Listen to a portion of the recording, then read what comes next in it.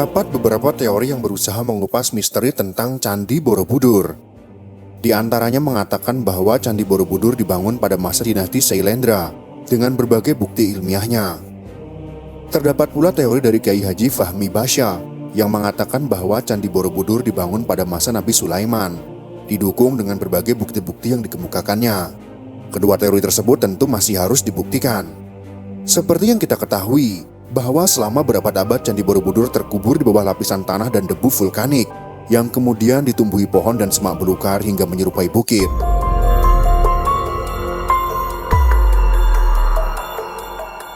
Candi Borobudur kembali ditemukan pada tahun 1814 ketika Indonesia tengah dijajah oleh Inggris. Penemu candi tersebut adalah Sir Thomas Stamford Raffles ketika mengunjungi Semarang.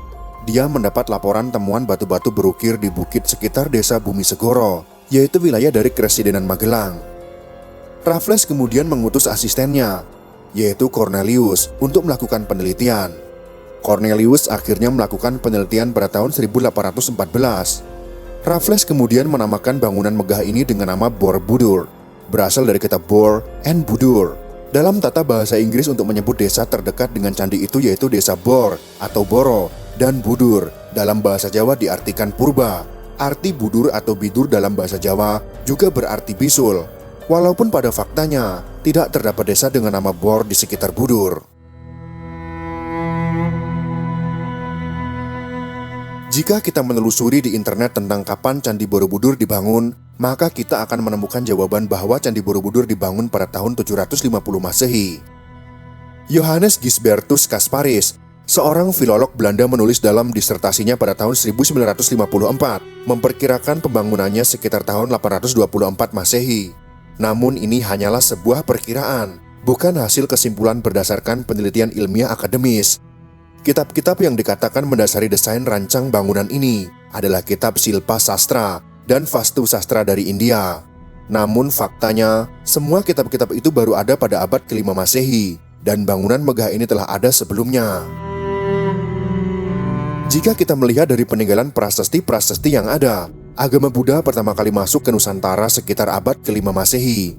Karena Nusantara pada abad ke-4 sampai dengan 7 Masehi tidak tercatat adanya misionaris India yang datang ke Nusantara, maka dapat kita duga pertama kali agama Buddha dibawa oleh pengelana dari Cina bernama Fahian. Namun orang-orang Tiongkok dari Fahian sampai dengan Ising datang ke Indonesia adalah untuk belajar dan bukan membawa Buddhisme dari negaranya. Kumpulan tulisan Fahian yang dikenal dengan judul A Record of Buddhist Kingdoms atau catatan negara-negara Buddhis menulis bahwa di Jawa saat itu kepercayaan yang berkembang adalah Hindu, Buddha, dan kepercayaan animis atau kepercayaan asli. Dalam catatannya tersebut, secara tidak langsung mematahkan teori yang mengatakan bahwa agama Buddha dibawa olehnya, dan sekaligus mematahkan teori yang mengatakan bahwa Buddha masuk ke Indonesia pada abad ke-5 Masehi.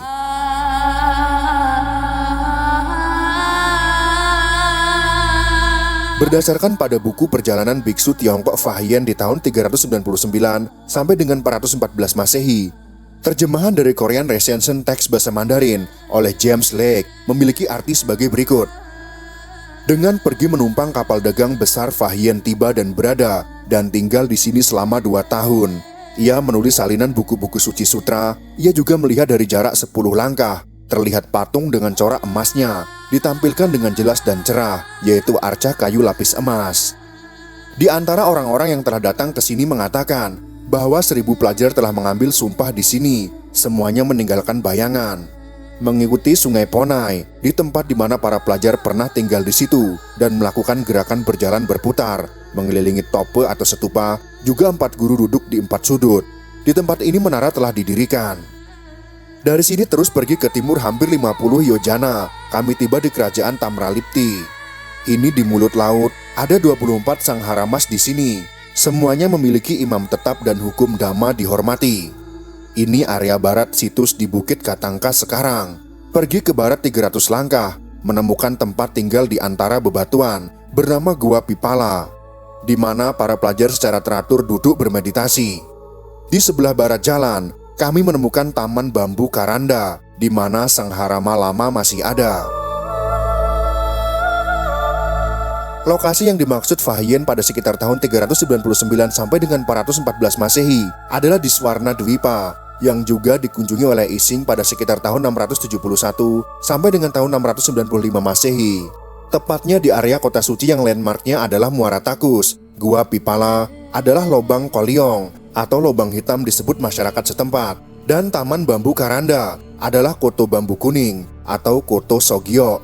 Sangharama lama ini adalah perguruan dewa-dewi atau Nanlanda masyarakat setempat menyebutnya. Sedangkan buku terjemahan bahasa Inggris dari catatan perjalanan Xuanzang atau Hiensang sekitar tahun 602 sampai dengan tahun 664 Masehi oleh Samuel Bell pada tahun 1884 memiliki arti sebagai berikut ini. Di sebelah timur ada Sangharama dan di tengah-tengah hutan Amara adalah tembok fondasi tua. Ini adalah tempat Bodhisattva Asa Asga menyusun sastra yang disebut dengan Hin Yang Singkau. Fondasi tua adalah sisa reruntuhan Universitas Dharmapala, arah timur situs. Sebelah barat daya kota 8 atau 9 li adalah sebuah batu yang berdiam di Naga Tathagata, meninggalkan bayangannya di sini. Ini adalah tradisi, tidak ada sisa bayangan yang terlihat. Di sisi kota Sangharama tua, yang ada dinding pondasinya saja, disinilah Dharmapala Bodhisattva membantah argumen para bidat ajaran sesat. Di sampingnya ada stupa yang dibangun oleh raja, sekitar 200 kaki tingginya. Ada stupa para murid yang menderita penyakit. Dengan berdoa di sini, kebanyakan disembuhkan. Di dekat ini ada bekas tanda di mana Tathagata berjalan ke sana kemari. 24 Sangharamas yang dilihat Fahien adalah berada di bagian barat sudut timur kota suci, atau Muotakui, adalah sebutan terdahulu area ini sebelum disebut dengan Muara Takus. 3 tahapan Borobudur adalah gambaran yang menjelaskan Bawana Traya. Bawana berarti jagat atau alam kehidupan. Bawana Traya adalah 3 dalam kehidupan yang ada di dalam semesta ini, bukan Kamadhatu, Rupadhatu, dan Arupadhatu istilah India. Pada relief dasar yang saat ini tidak diekspos terdapat tulisan swarga. Ini bukan istilah Arab. Kata Arab adalah jannah, di India nibbana, dan nibbana bukan swarga. Ajaran asli Nusantara maju terdahulu Dharma, terekam pada budaya asli Nusantara. 3 alam kehidupan tercermin dalam 3 tahapan Borobudur, yaitu Bawana Langgeng atau alam kekal, Bawana Driyo atau alam lahiriah, dan Bawana Triya atau alam rohania. Dalam Sunda Wiwitan disebut dengan Buwana Niskala, Buwana Alam Tengah, dan Buwana Nyungcung, Sasaka Domas. Budaya Batak Parmali membagi 3 besar pola alam Banua atau Buana, yaitu Banua Ginjang atau alam sorgawi, Banua Tonga, alam dimensi kita, dan Banua Toru atau alam maut. Budaya suku Asmat mengenal 3 konsep dunia, yaitu Au Capinmi atau alam sekarang, Dampu Au Capinmi atau alam bersinggahan, dan Safar atau surga. Moksartam Jagahita Yaca Iti Dharma, artinya Dharma bertujuan untuk mencapai kebahagiaan rohani dan kesejahteraan hidup jasmani. Inilah falsafah dasar utama leluhur Indonesia terdahulu, yaitu Dharma atau Dhamma.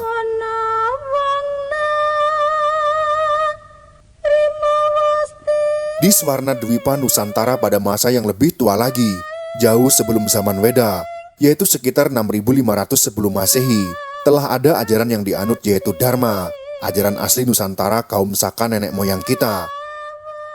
Disinilah sumber awal ajaran dharmik original.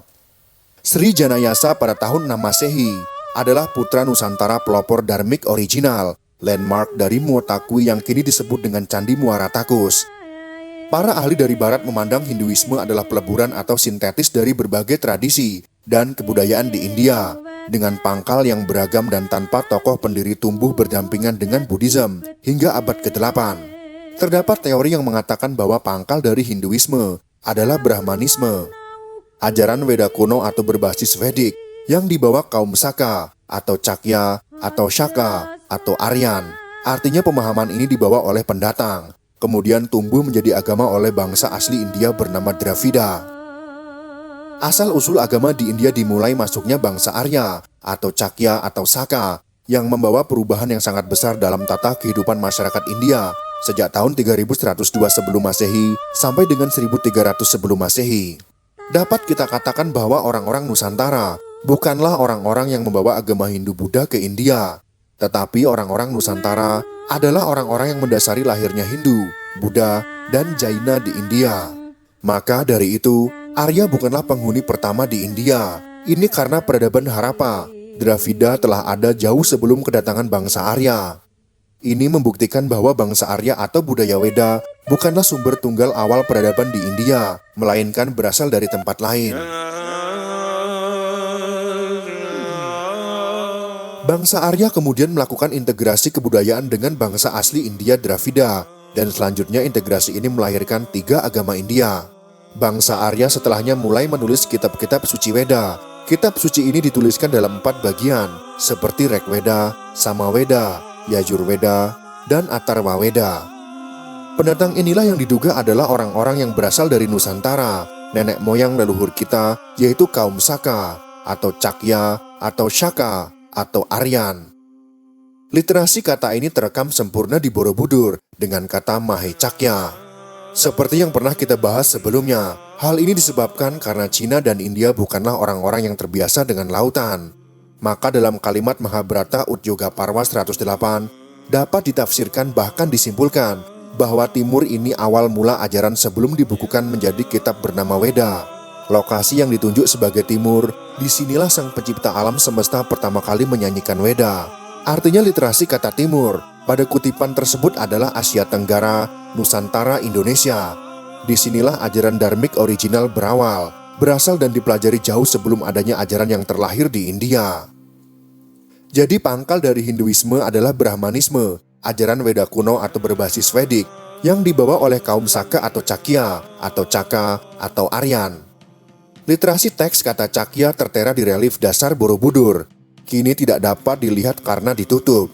Caka adalah kaum leluhur Nusantara. Kaum Caka sudah ada lebih dahulu, jauh dari 78 Masehi, dari saat menaklukkan Raja Salivahana India, angka tahun 78 Masehi.